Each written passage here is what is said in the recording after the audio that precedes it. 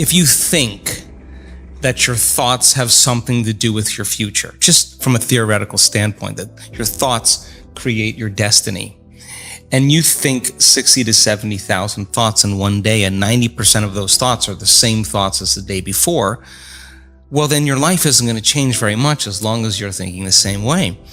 And those same thoughts lead to the same choices. The same choices lead to the same behaviors.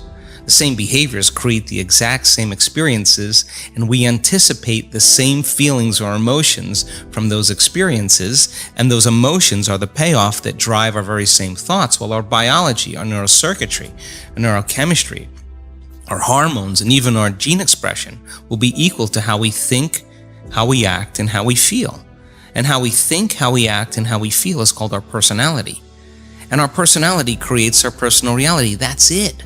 So the present personality who's listening to this show has created the present personal reality called their life. So if you can latch on to this idea, if you want to create a new life, a new personal reality, you got to change your personality, which means you better start thinking about what you've been thinking about and changing it. You begin to become conscious of your unconscious actions or habits or behaviors and modify them.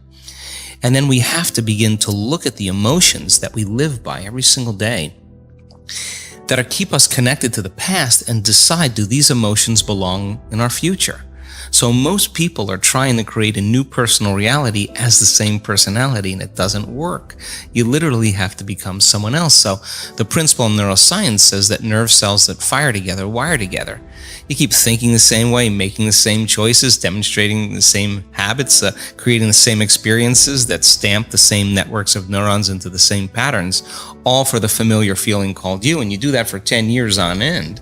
You're going to begin to hardwire certain patterns in your brain that becomes your identity. And by the time we're 35 years old, it kind of becomes fixed, right? And psychology used to say that you can't change that, but we now know that you can.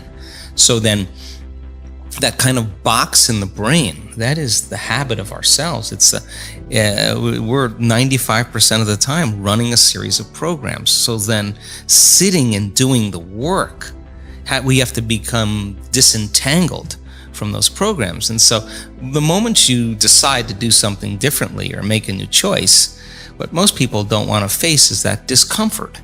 And that discomfort, that uncertainty, that lack of predictability, that unknown is what people are afraid of, because they'd rather live in guilt. At least they can predict who they're going to be than take a chance in possibility.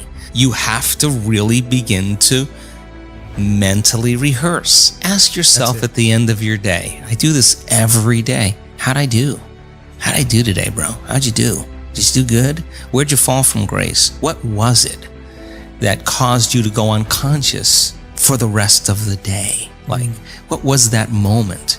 Now, if you're a student of life, you'll begin to contemplate, well, it was that person that said that thing, then I reacted, or I got this email, or things didn't go my way, and I started feeling angry or frustrated or fearful.